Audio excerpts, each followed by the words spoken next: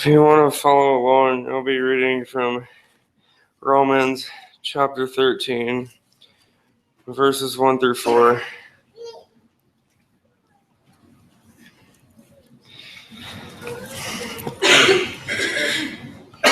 Everyone must submit to himself to the governing authorities, for there is no authority except that which God has established. The authorities that exist have been established by God. Consequently, he who rebels against the authority is rebelling against what God has instituted, and those who do so will bring judgment on themselves. For rulers hold no terror for those who do right, but for those who do wrong. Do you want to be free from fear of the one in authority? Then do what is right, and he will commend you. For he is God's servant to do you good. But if you do wrong, be afraid, for he does not bear the sword of nothing. He is God's servant, an agent of wrath to bring punishment on the wrongdoer.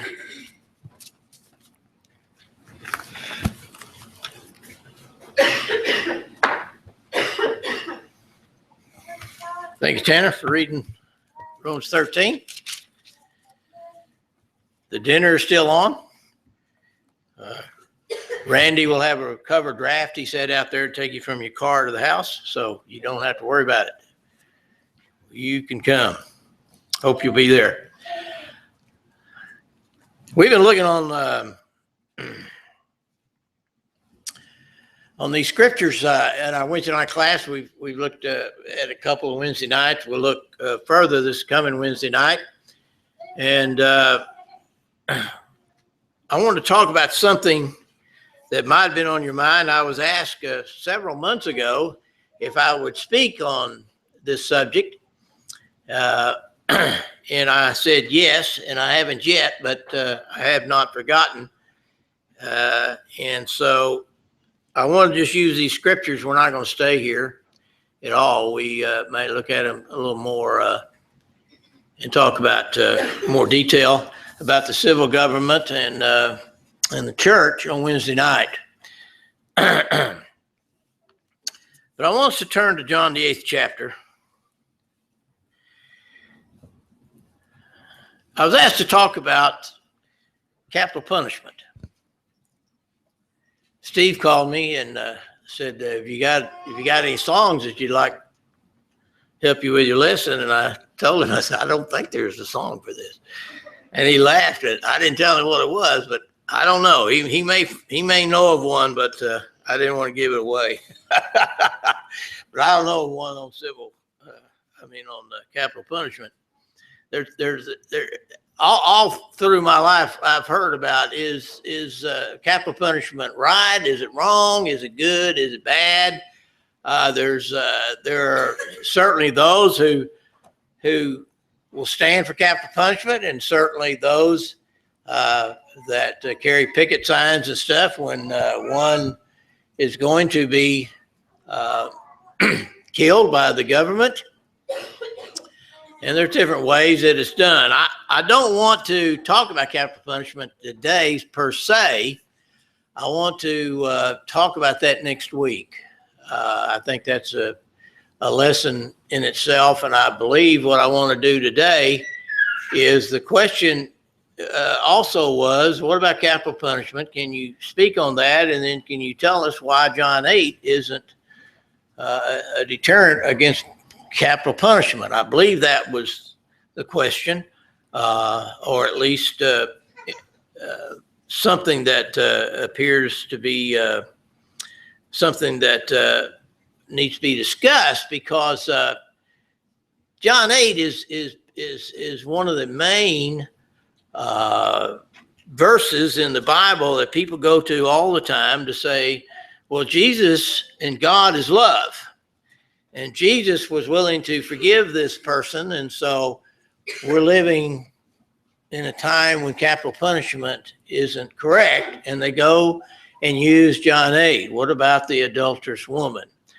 Well, first of all, when you look at the adulterous woman, 1 through 11, first of all, I want you to know some Bibles don't have that in it.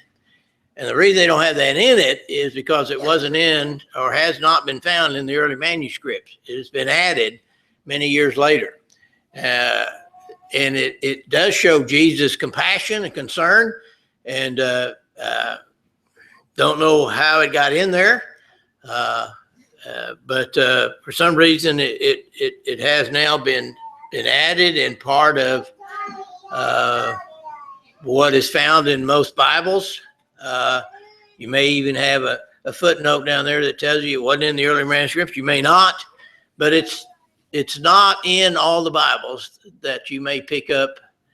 But there may be a footnote in showing those scriptures somewhere else, or it may just be a footnote saying these are left out for a reason, or it may have a footnote saying that even though these are in there, they're not found in their manuscripts. Okay. So I want you to know that. And if your Bible doesn't have that, the first 11 verses, that's the reason. Now, I want to read the first 11 verses and just kind of discuss with you a little bit why you can't use John 8. It's for an argument for or against capital punishment. Starting in verse 1 in John 8, but Jesus went to the Mount of Olives. Early in the morning, he came again into the temple, and all the people were coming to him, and he sat down and began to teach. The scribes and Pharisees brought a woman caught in adultery, and having set her in the center of the court, or properly, it's in their midst. And they said to him, Teacher, this woman has been caught in adultery in the very act.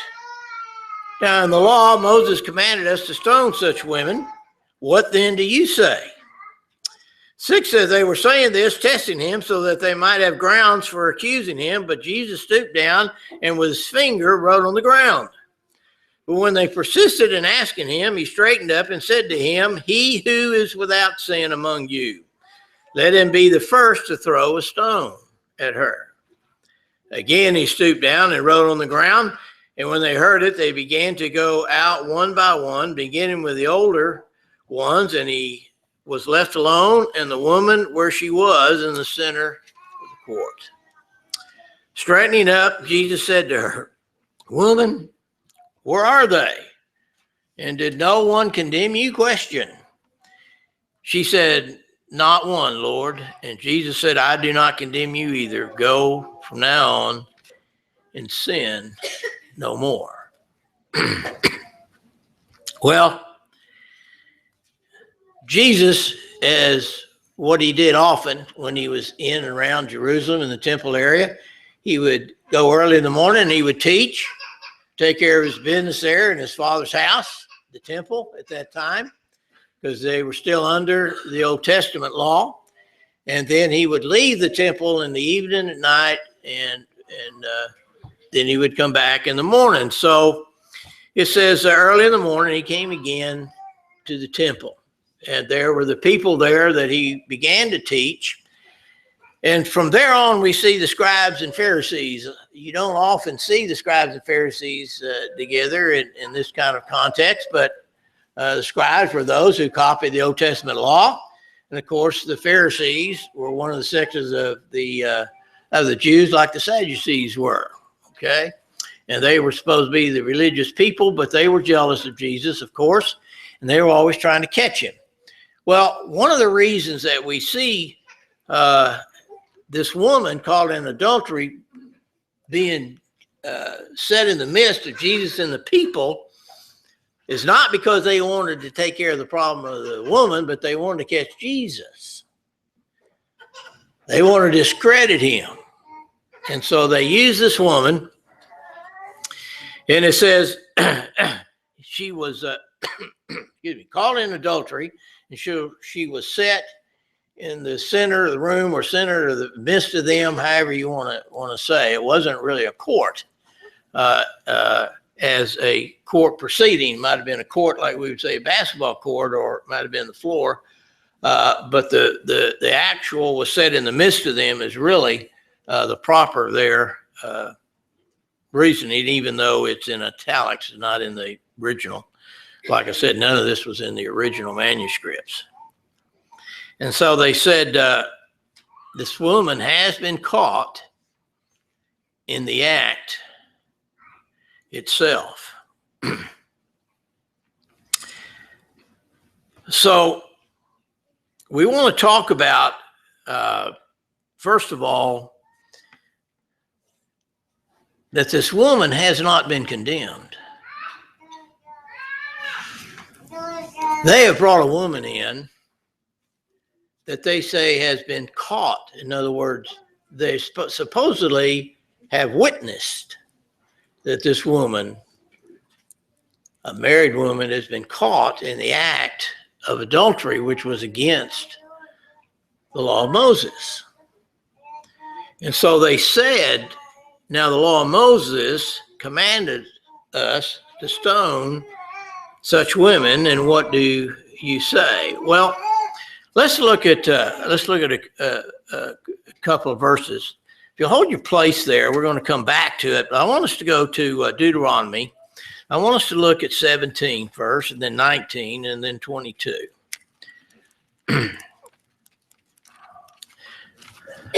Deuteronomy, we're going to start with chapter 17.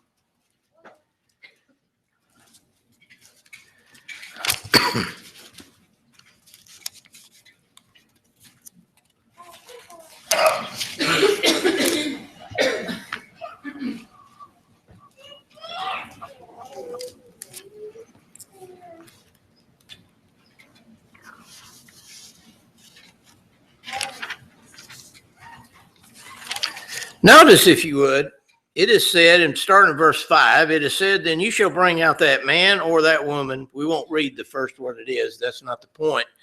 But it says, who has done this evil deed to your gates, that is the man and the woman, and you stone them to death. And then 6 says, on the evidence of 2 witnesses or 3 witnesses, he who is to die shall be put to death. He shall not be put to death on the evidence of 1 witness. The hand of the witnesses shall be first against him to put him to death, and afterward the hand of all the people, so you shall purge the evil from your midst. Now I want you to notice they were to be brought before the people of the gate, and they were to be stoned, but only if there was more than 1 witness that saw the crime. Okay, and then the one that had accused the one is the one that'll throw the first stone. So now notice chapter 19.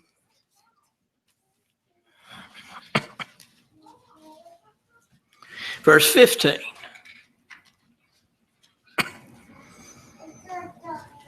So the single witness shall not rise up against a man on account of any iniquity or any sin which he has committed. On the evidence of 2 or 3 witnesses, a matter shall be confirmed.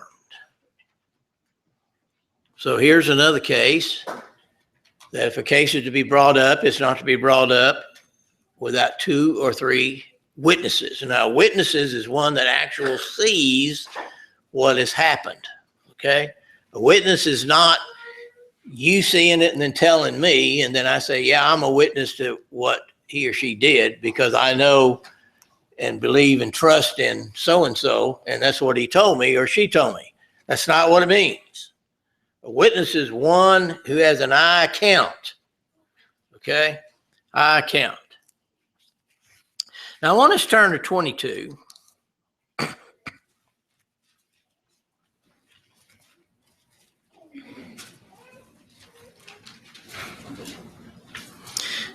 Now, I want you to notice, we're going to start with 22, and we're going to read down while we're here a few verses. Deuteronomy 22:22, if a man is found lying with a married woman. Okay, so here we got adultery. Then both, notice what it says, then both of them shall die. The man who lay with a woman, and the woman, this you shall purge the evil from Israel. 23 says, but if there is a girl who is a virgin engaged to a man, another man finds her in the city and lies with her, then you shall bring them both out to the gate of the city, and you shall stone them to death. The girl, because she did not cry out in the city, and the man, because he has violated his neighbor's wife, then you shall purge the evil from among you. Now, I want you to notice the difference. There is a difference here. One is a man with a married woman, adultery. And both of them are to be stoned. Both of them are to be brought out and be put to death. It does not say by stoning. That was common back then, but it does not say they had to be stoned. It said both of them would have to die. Now, 23 has to do not with a married woman, but with a virgin. And in that case, they were to be stoned. And so if you go back to John 8, let's look and see what it said. First of all, in 4 says, teacher, another was talking to Jesus, this woman has been caught. Now, in the law of Moses commanded us to stone such women. It didn't say that. The law of Moses did not say that this woman was to be taken out and stoned because of her act of adultery. There's two things here. First of all, they were wrong, according to what we read. But the second thing is they were wrong because they did not bring the man and the woman out. The commandment was, if this has happened, if a man is laid and committed adultery, which is with a married woman, then you bring the man who has committed the act with the married woman who has committed the act, and they were to be put to death. So there's already three things here. We see no witnesses. They just say, hey, this woman was caught in the act. We also see that Jesus is being put in a supposedly predicament. And then we see that the man and woman is not there. And then we see that they say the law of Moses commands her to be stoned when it says commands her to be put to death with the man. So there's already four things wrong with this. Let's go on down. They were saying this, as I was just saying, they were testing him. So they might have grounds for accusing him, but Jesus stooped down and with his finger wrote on the ground. So verse 6 explicitly says what I just said, that they were trying to catch Jesus so they could discredit him for who he was. And we'll talk about that in a minute as we finish up. We're not going to spend much time on this, but I just wanted to let you know this has actually nothing to do with the civil government and Jesus. But he stooped down and with his finger wrote on the ground. Now, we don't know what he wrote. There's been many people think that what he wrote is, he is who without sin cast first stone. You hear that a lot. That's not what it says. It said he stooped down and wrote something on the ground, but when they persisted in asking him, he straightened up and said to them, it's not what he wrote on the ground. He might have wrote that on the ground. I don't know. But he stood up and said this. He who is without sin among you, let him be the first to throw a stone. Now, I want us to look at what is he saying here. Hold your place there, and maybe you will remember the scripture in Romans, the 2nd chapter. Because this is really what Jesus is saying in that. Hold your place there. Go to Romans, the 2nd chapter. Now, you remember that Romans 1, 2, and 3 has to do with everybody's sin. It opens the chapter, and it talks about our faith. The gospel is God's power to save. It talks about God's wrath, and it talks about God has left them over to reprobate mind. He's talking about the Gentiles. And of course, to the Jews, the Gentiles are just dogs. And so they were saying, look at us. We're of Abraham, and you're nobody. Okay? And they were judging them on this basis. And so Paul writes chapter 1, and now 2 is he's even though this is one letter, he's talking to the Jews about the Jews. Notice verse 1 and 2. Therefore, you have no excuse, every one of you, talking about the Jews, who passes judgment. You have no excuse, he says. For in that which you judge another, you condemn yourself. In other words, he's saying, you remember, how many times you heard you need to practice what you preach? Well, they weren't. Human nature, you see it all the time. Someone will come up to you and say something, can you believe what so-and-so did? And they are just exactly like that.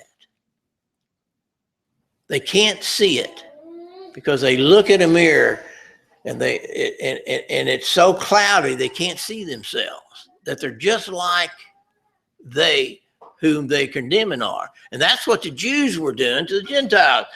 And so Paul is saying, you guys are doing the same thing. You're condemning all the Gentiles for this and this and this, and you are exactly doing the very same thing in your condemnation. So if you judge someone and say they're wrong and they're condemned, then you're condemning yourself. For you who judge, practice the same things, and we know that the judgment of God rightly falls upon those who practice such things. That's exactly what Jesus is saying here. You, because he knows what's in the heart of man, he knows men, and he's saying, you who are condemning her are guilty of sin yourself, so you who are without sin. He didn't say, you who are witness cast. Remember, we just saw in Deuteronomy 17 that 6 and 7, we just saw that the one who had accused the one is the one to throw the first stone. We don't see that here. Jesus said, you who is without sin, because he knows that nobody there saw her in the act. This was all put on. He knows it. And he also knows that that every one of them is guilty of sin. So he says, all right, throw the first stone. Well, notice what happens. Again, he stooped down and wrote on the ground. We don't know what he's writing. We don't know what he wrote. Maybe he was just doing that to let them think and let them do their thing while he was writing and see what was going on. But he stoops down again, and when they heard it, they began to go out one by one.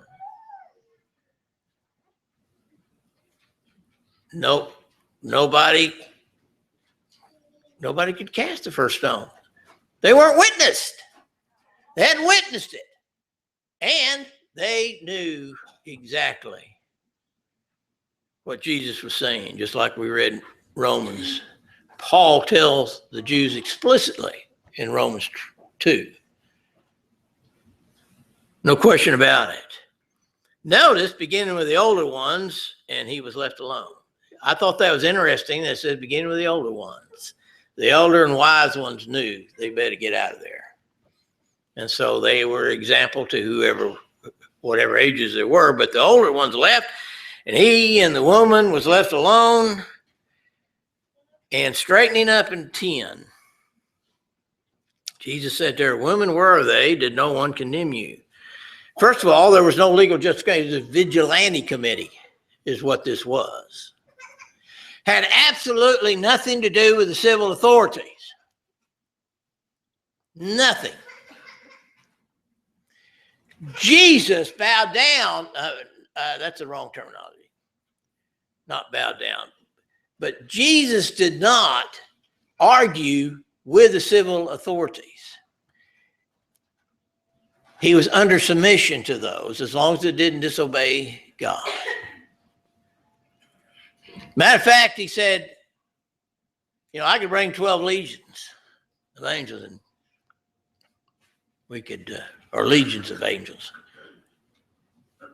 and you couldn't do anything. So he wouldn't be arguing here. If it had to do with an argument against capital punishment and love, he would not have stopped this woman from being stoned if this was legal. But there had not been even any court proceedings. Everything about this is wrong. There's nothing about it right.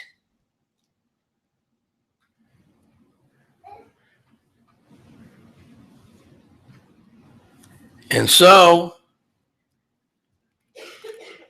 no one condemned her. There was no witnesses. There was no one without. And she said, "No one, Lord." And Jesus said, "I do not condemn you either. Go from now on and sin no more." In other words, he probably knew that she was guilty, of course, of sinning. It doesn't say specifically she was guilty of adultery. Maybe she was, maybe she wasn't. But the idea here is that Jesus stopped this ridiculous trying to get him. That's all this was. Didn't have anything to do with Jesus loving and stopping capital punishment at all. Nothing. Absolutely nothing.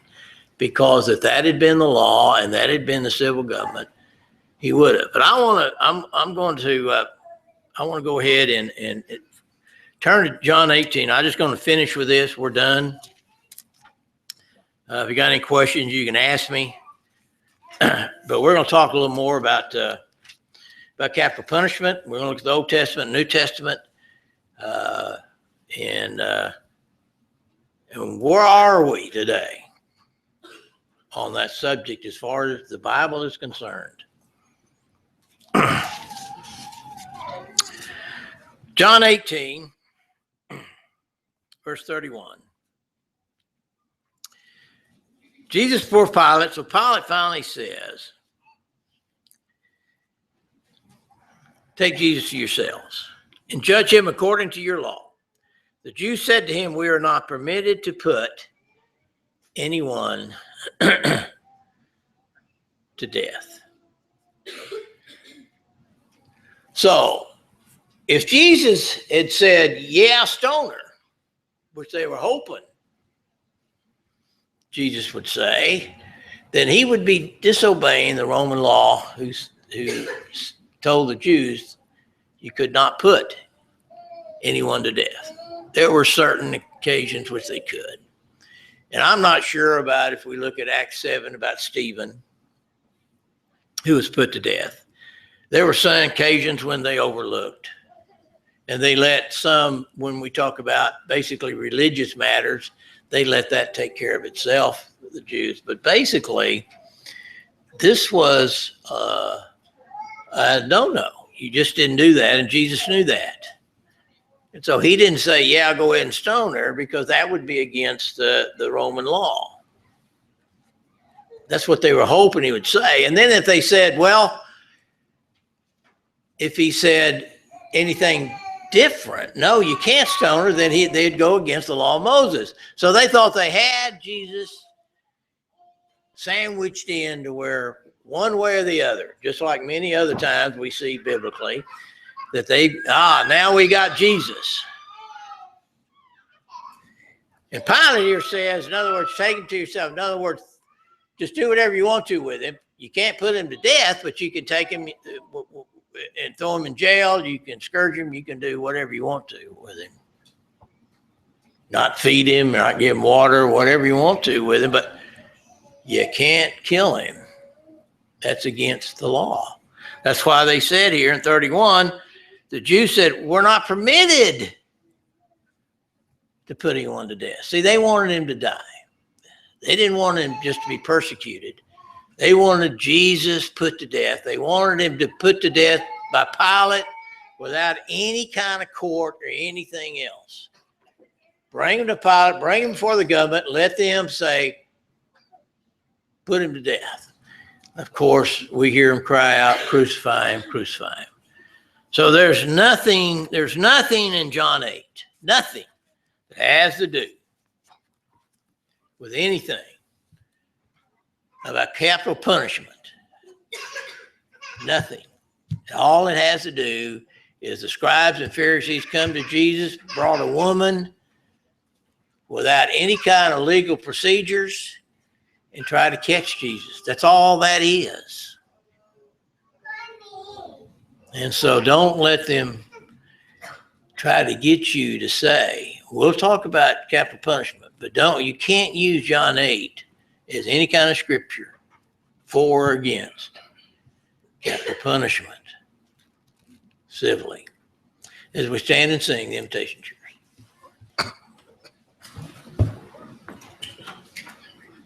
Would you be free from the burden of sin? There's power in the blood, power in the blood. Would you for evil or victory win? There's wonderful power in the blood. There is power, power, wonder-working power in the blood of the Lamb. There is power, power, wonder-working power in the precious blood of the Lamb. Would you be free from your passion and pride? There's power in the blood.